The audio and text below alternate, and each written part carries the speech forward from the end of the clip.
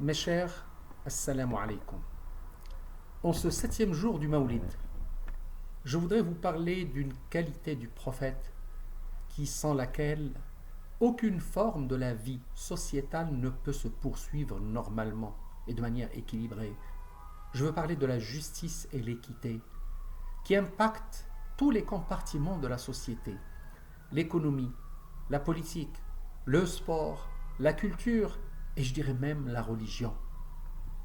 En tant que gouvernant et en tant que juge, le prophète se distinguait par son équité parfaite. Le prophète jeta les bases de l'équité qui garantissent à chaque membre de la société d'être jugé selon des lois rigoureuses, justes et inébranlables. Les désirs ou la colère ne doivent avoir aucune emprise sur l'application des lois. Celles-ci ne peuvent être modelées selon le lien de parenté ou la lignée, la richesse ou la pauvreté, la puissance ou la faiblesse. Ces lois sont permanentes et assurent le même traitement à tous. À ce propos, le prophète sallallahu alayhi wa sallam dit « Ceux d'antan ont péri, car ils renonçaient à punir le noble quand il volait, tandis qu'ils s'empressaient de sanctionner le misérable s'il volait. Je jure par celui qui détient l'âme de Mohammed entre ses mains, que si Fatima, fille de Mohammed, s'avérait être une voleuse, je lui couperai moi-même la main. » Dans sa parole révélée, Allah nous sommes d'observer 3 recommandations et 3 interdits. Il dit إن الله يأمر بالعدل والإحسان وإيتاء ذي القربى وينهى عن الفحشاء والمنكر والبغي يعظكم لعلكم تذكرون. Certes, Allah commande l'équité, la bienfaisance et l'assistance aux proches, et il interdit la turpitude, l'acte répréhensible et la rébellion. Il vous exhorte afin que vous vous souveniez. Certains peuvent s'interroger à juste titre d'ailleurs, pourquoi le Seigneur, par sa sagesse, a-t-il débuté dans ses recommandations par l'équité, avant la bienveillance et l'assistance aux proches?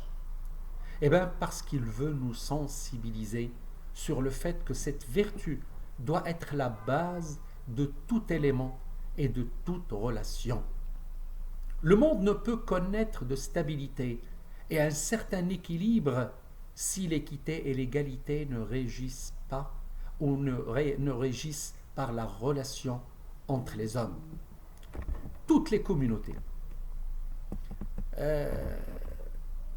toute communauté et toute société qui ne saurait établir l'équité au sein même de son mode de fonctionnement ne connaîtra que le déclin. Le prophète dit à ce propos, sallallahu alayhi wa sallam, Allah élèvera des hommes et rabaissera d'autres selon leur équité, et ce, quelle que soit leur religion. Le prophète nous a transmis dans la parole révélée que nous devons observer l'équité dans tous nos faits et gestes, même dans les paroles. Et à ce propos, il dit وَإِذَا قُلْتُمْ فَعْدِلُوا وَلَوْ كَانَ ذَا قُرْبَى. Et quand vous parlez, soyez équitable, même s'il s'agit d'un proche parent. C'est donc avec beaucoup de rigueur que le prophète statua sur la question de l'application des lois. En islam, il n'y a ni favoritisme, ni corruption, ni complaisance.